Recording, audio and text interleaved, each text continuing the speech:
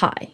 There is no denying that thousands of people find watching the messy, complicated, often sad life of Amberlynn Reid completely compelling. There is something captivating about watching somebody consistently fail at goals and get in their own way. This has never been more true than in the online life of Amberlynn Reid. Amber set out over 11 years ago to achieve a relatively simple goal, to lose weight, and yet here we are all these years later and she is now over £500. I believe that Amberlynn Reid's presence on YouTube has done absolutely nothing to help her with her weight loss. If anything, it's hindered her. Her dull content has not improved in quality since 2013, at least not beyond the camera improvements which occur automatically with each iPhone upgrade. Despite this repetitive and, in my opinion, low quality content, Amber has still retained some viewers and some attention. Why is this? How many times can we watch someone show us a grocery haul, start and stop Ozempic, lose and gain the same £10, go to bingo or apply makeup before we inevitably grow bored and stop watching? How come Amberlynn Reid has managed to retain some viewership despite her tedious content? In this video, I'm going to address the train wreck effect. Why are we so drawn to watching bad things happen? Should we feel guilty about this?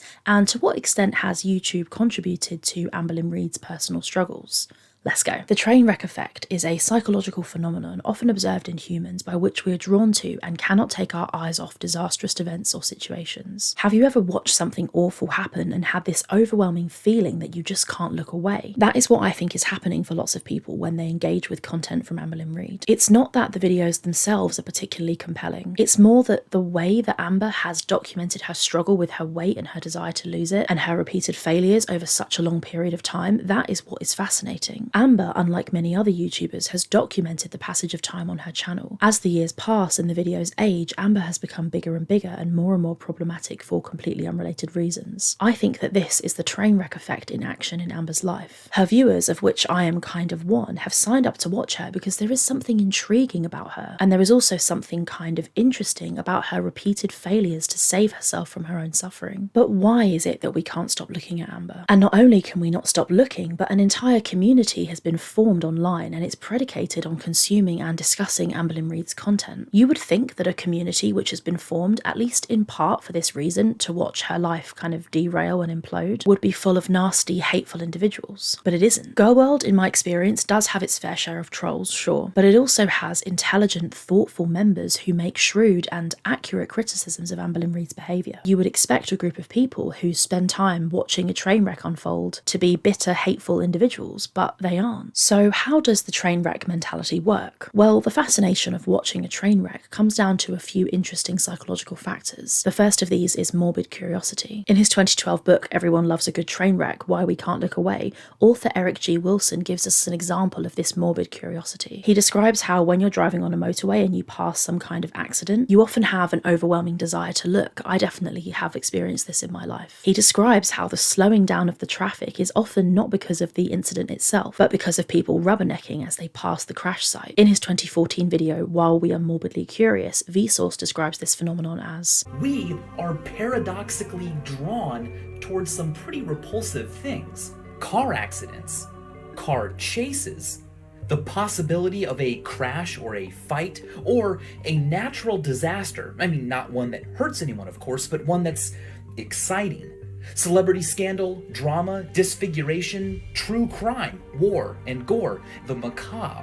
If you want to learn more about the kind of macabre or like horror side of this phenomenon, feel free to watch Vsauce's video, I'll link it in the description, but I'm going to slip in a slightly different direction from that. Vsauce says in his video, and he's right from the research I've done, it is true that there are lots of different reasons why humans like to look at train wrecks. A bunch of these reasons are really interesting, but the one that I think is the most applicable to Girl World and to Amberlynn Reid is the idea of Schadenfreude. If any of you guys are German, I apologise for my potentially crappy pronunciation of that word, but just in case you haven't heard this word before, Schadenfreude is a German term, which is described in a 2013 research paper called Their Pain, Our Pleasure, Stereotype Content and Schadenfreude, I'll link that in the description, as Schadenfreude refers to the perceiver's experience of pleasure at another's misfortune. That's it in a very simple nutshell. Schadenfreude is a German term, which is literally two words put together, Schaden and Freude. Schaden means harm and Freude means joy, so it literally translates to harm, joy. The reason this term is used in its original German the world over is because lots and lots of languages don't have a word for Schadenfreude. If you wanted to express this psychological phenomenon in English, you would have to use multiple words. You'd have to say taking pleasure in someone else's pain. So when it comes to observing these metaphorical train wrecks, it's not that we physically can't look away, but that we don't actually want want to. It's very important to say here and make it super clear that although this is the case for some people in girl world, it's not true for everyone, and it's only one of the many reasons why people watch Amberlynn. So please don't feel that just because I'm delving into this in this video that I'm assuming that that's why you watch this content. I know that that may well not be the case. I wasn't really satisfied to just kind of leave my research there though, so I've gone a lot deeper into what Schadenfreude is and how it works. It's not enough for me to just say, well, people like watching Amberlynn Reid suffer. I also don't think that that's a very fair characterization of what's going on at all. I think there's a lot more to it than just that. Plus, that makes it sound like all the members of Girl World are just nasty people who take pleasure in Amber's failures. And I don't think that's the case, and it's certainly nowhere near that simple, so let's get into it a little bit further. Although this video is going to be relatively short, I did do loads of research for this,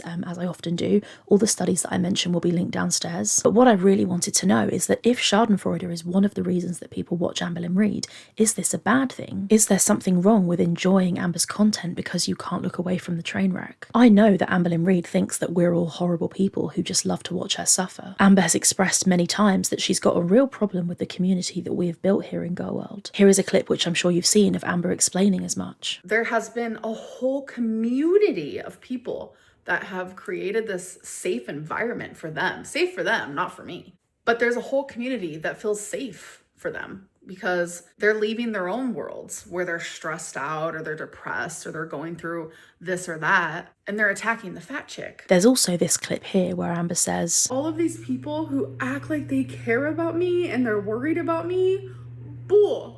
Like, you guys have never wanted to see me happy. There are so many of you who love to see me miserable, and you're getting that. You won again. Amber thinks that we all just sit around rubbing our hands and celebrating every time something bad happens to her. But I think that that is not quite what is happening here. Amber is trying to make out that Girl World exists just for us to enjoy watching her suffer. And I think that there are some people who watch her just for this reason. I know there are people who watch her because they support her and they want to see her have success, although this is a much smaller percentage, I think. And sure, there are people who enjoy watching Amber because they love to see her miserable, as she says. To an extent that is true, but not in the way that Amber thinks. I'll get into this later in the video, but far from Amber being a lovely innocent victim who makes all these wonderful videos and she expects us to just enjoy being able to have a window into her life, I think Amber has purposefully left a breadcrumb trail of toxicity which she knows that people will follow. And just like the left hand washes the right, Amberlynn Reid needs Girl World far more than we need her. So sure, there are people who love to see Amber suffer, but I don't think that it works in quite the way that she thinks. It's completely fair to say that we here in Girl World do seem to enjoy watching dramatic things happen to Amberlynn.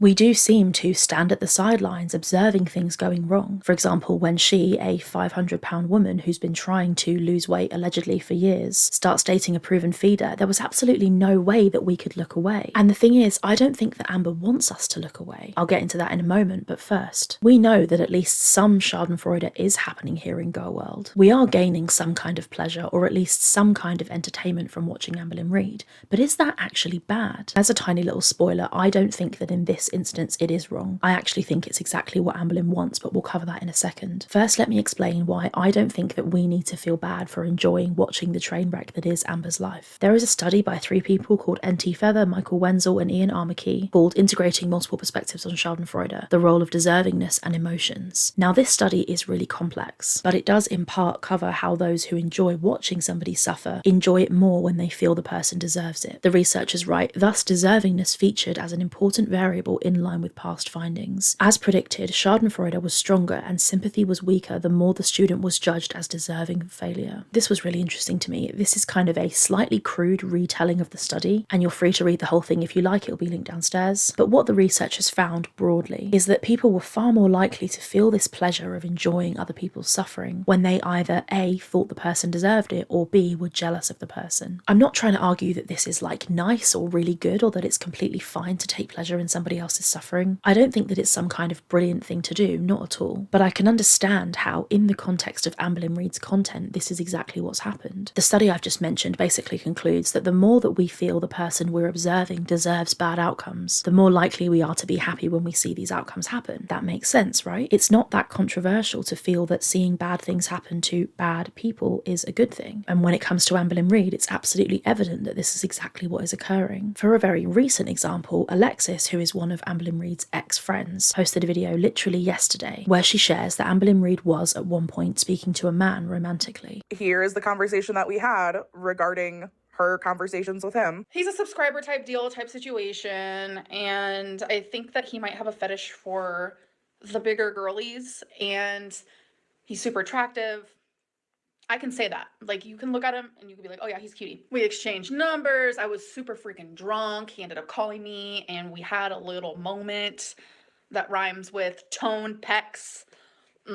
Yeah, it happened. Basically, Alexis claims that even though Amber has in the past said lots of biphobic things and claimed that she's not bi herself, and also Alexis claims that Amber has been biphobic to her directly. But the point is that this being revealed is something really bad that happened to Amber, right? It makes her look biphobic, it makes her look like a liar, and her ex-friend revealing private dating history about her is definitely not a good thing. But look at these comments, they are full of people who are taking immense pleasure in Amber's downfall. For example, Pookie having a bad day, ALR is being hit rapid fire, LMAO, I love it so much. Comments like this display the phenomenon that I'm explaining in this video. People love to see Amber's downfall. And listen, I get it, it is really entertaining. Somebody else comments this, between Beck, Lex and possibly Destiny, Amber can't catch a break and she deserves every part of it. But that is kind of the question, isn't it? Does Amber deserve these bad things that are happening to her? It does seem that Amber is just an absolutely horrible person. In a recent video, Beck, who is Amber's ex, accuses Amber of taking $6,000 from her, which was left to her when her mum died. When my mother passed away, me and my siblings received a portion of a settlement from my dad's job that ended up being around $5,000 to $6,000 for each of us. I was not allowed to keep it.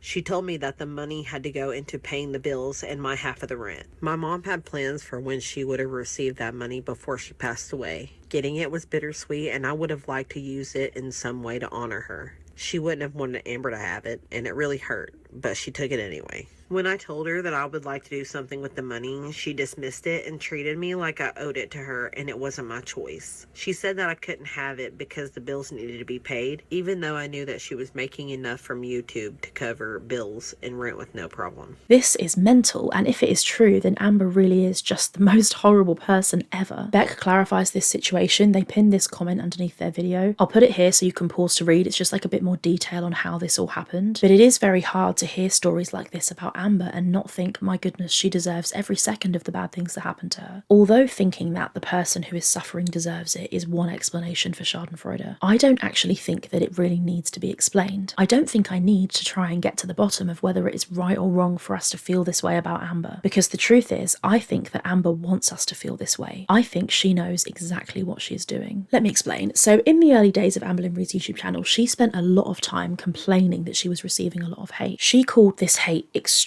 In the first year or two of her being on YouTube, she has multiple videos where she is basically asking people to stop being horrible to her and showing people that it's bothering her that she's getting nasty comments. We're just gonna see how the next few days go regarding how people treat me online, and once I upload the video where I'm kind of just expressing myself about the bullies, I want to see what you guys have to say about it, and I want to see if I'm making these vlogs for people who actually enjoy them and not for just people's entertainment to look at a train wreck. She had an Ask FM account, which she literally used every single day. She claimed it was so that people could connect with her who didn't necessarily want to comment on her YouTube videos for whatever reason. But I think it's clear that she had this account because she was hoping for compliments and secret admirer messages. But what she really received was lots and lots of criticism. At the time, and for quite a little while there, Amber was actually making videos where she was debating whether or not she was going to stay on YouTube. I'm a very sensitive person. I'm sure you guys have noticed that in, my videos or the way I might reply to your comments. That's just how, I was formed throughout my life. I became a very sensitive person. I do want to change that about myself.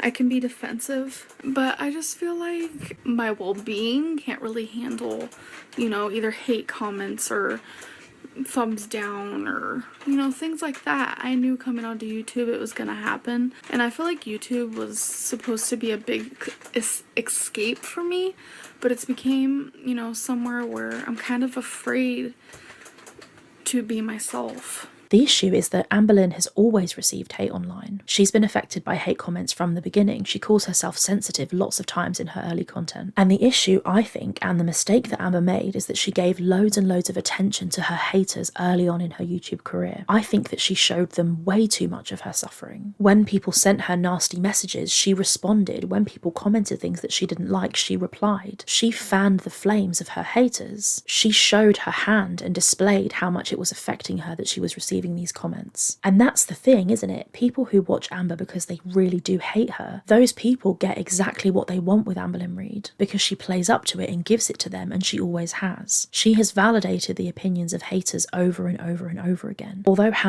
Amber, I nearly just said Hamber then. Although Amber makes out that she doesn't like the hate and that she can't handle receiving it, in actuality, I think Amber posts things on purpose which she knows will get her hate. For Amberlynn, hate equals views. What she's accidentally done here is made part of her content and part of her brand being the girl who is hated. And I think that has become something of a self-fulfilling prophecy for her. What Amber should have done all those years ago, in my opinion, is stop posting videos and go on to have a normal life. The problem is that she didn't do that. She started to make money on YouTube. And once she started making money, I think she realised that the stuff which gets the views and makes the money is the controversial, provocative content where she shows her body and cries about how fat she is. I think Amber basically slipped and fell into a toxic cycle with herself, where the core audience that she formed were not watching because they wanted to support her, but instead they were watching because they were entertained by her life because of this train wreck mentality. I think Amber knew this, but she still wanted to make money, so she kept right on posting even though it was bad for her. And this is why I don't feel bad for Amberlynn Reid at the moment, and why I don't think it's a problem if people watch her because they enjoy seeing her suffer. I think that Amber built the Trainwreck brand, and now she is living with the after effects of the brand that she built herself. She attracted and fed and curated an audience who watch her for that reason. The thing is that if Amber doesn't like it, she can leave, but of course she never will. Beck is Amberlynn Reid's ex, as I've mentioned, and there's a clip in one of their recent videos where they talk about Amberlynn Reid's attitude towards her YouTube channel. Her career on YouTube was much more important than her health, and she said as much multiple times. If she were to lose weight or not be a train wreck, she wouldn't have as many viewers, and that was the most important thing to her, more than any concern for herself, those around her, or anything else. Beck says that Amberlynn cared more about her YouTube views than her weight loss, and I think this is completely true, and I think that it stayed true. Amberlynn basically sold her integrity down the river to make content which people wanted to see. The eating videos and the crying videos and the trying to climb upstairs videos. We can't ignore her behaviour as well, which has been horrendous and has made people hate her. She's a liar in and of herself. She has no integrity because she claims that she wants something, but then she does the opposite. Amberlynn Reid slipped and fell and made her entire channel, heck, her entire brand, about being a train wreck. And the issue with your brand being a train wreck is that the people who watch you are going to be watching because of the horror that they feel seeing your content, rather than because they necessarily like you or care about you. I think Amber did do this consciously. As harsh as it sounds, I don't think Amber has ever been robust enough to have an online presence. And all the way back 10 years ago when she was questioning her YouTube channel, I think she should have listened to herself and stopped posting then. But she didn't, because she liked the attention. I am so curious what the trajectory of Amber's life would have looked like if she had quit YouTube back in 2013 like she should have. Beck actually seems to agree with me that the only way that Amber can stop this kind of train wreck of a channel that she's got going is by leaving YouTube, which, as we all know, is something that she'll probably never do. When in a recent Q&A, Beck was asked the question, will Amber ever change? Beck says this: Personally, I think being deplatformed would be the only way. I'm not saying I want that to happen. No matter how terrible she's treated me and the number of things she's taken from me, I would never wish the loss of a job, stability, or housing on anyone. I know how devastating that is for anyone.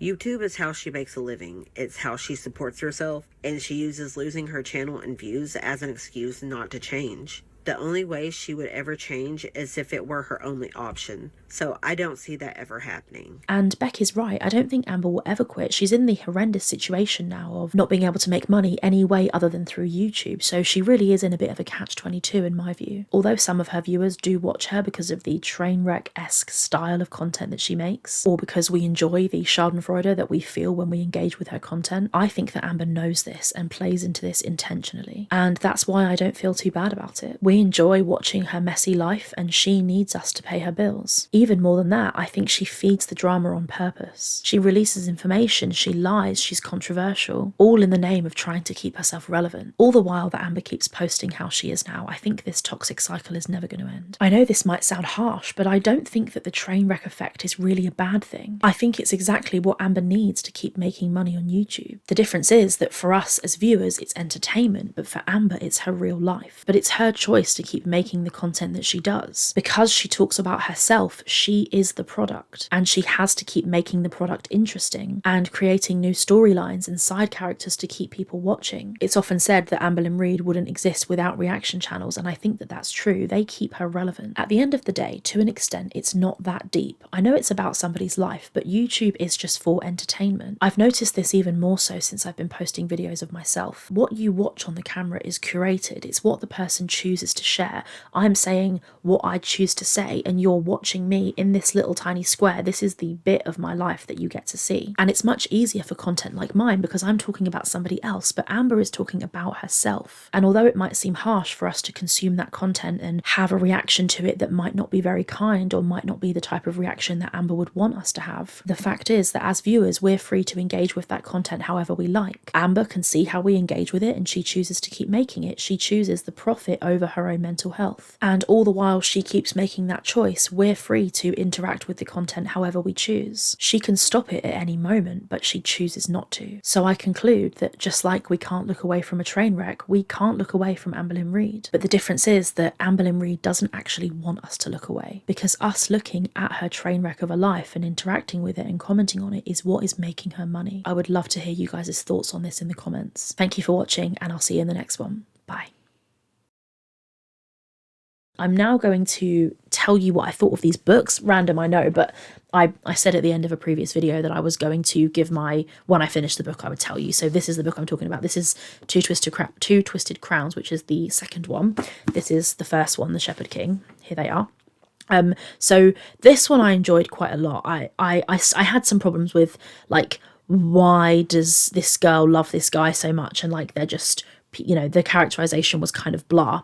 But in this one, I really didn't like it. So I don't know what you guys will think, and I'm slightly nervous to like shit on a book that everyone loves, but I actually really didn't like this very much. And the reason I didn't like it is because in this one, you get into this romance between Raven and Elsbeth. And you're kind of like, I don't know, it took me ages to warm up and like give a fuck basically about these two. And then I went on to this one, and there was no Raven and Elsbeth. And there are spoilers here, by the way. Even when you get to the end of this, the ending is just not satisfying, because you never really got back to those two main characters, which you were sold in this book. Then they try and sell you on these other two characters, Ione and Elm, who you don't care about for ages again. So both of them are just like giving me blue balls a little bit. However, having said that, I today started this, which is why am I telling you what it is? You can see it, Quicksilver. It is so much better. Immediately I am like, what the fuck? Oh my god, this is just, I don't know, I can just already tell it's going to be so much better. So I'm very excited to keep reading this, and when I finish it again, I will tell you my thoughts. Okay, the only other thing that remains to be shown is some crochet. Sorry, I made everything shake. Wait there a second, I'll grab some crochet to show you. Okay, so today's crochet is this scarf. So this is a bobble stitch scarf that I made. I actually made up the pattern, but I mean, I didn't invent the bobble stitch, but I made the pattern for it. But yeah, I basically like alternated the colours and then used the previous colour into the next colour's blob. So all the way along it has that kind of pattern. Very cool. I mean, I made it, so obviously I think it's very cool. And then I also have, oh shit, I've just dropped one, but I'll show you this one. I have these little hand warmers, which I also made. They're basically just a rectangle that gets folded over on itself. But again, very cute. Let me put the other one on as well. Hang on. I hope you guys don't mind these random bits. I figure that like you can just skip or like stop watching at the end of the video essay part if you don't give a shit about my stupid crochet. So that makes sense, right? You don't have to watch it if you don't want. Anyway, shut up. So these are these are them. And I fucking love them. They're so cute. I can't wait for it to be like super cold because I love wearing them. So the colours for these match the purpley bit of the pattern. There it is. I actually wanted to make them a whole rainbow, but then when I started making them, I realized if I did the whole rainbow, they'd be like this long. So I just made them short. That's enough of me rambling. Once again, let me know if there's anything you guys want me to do. And yeah, thank you for watching. I will see you in the next one. Bye.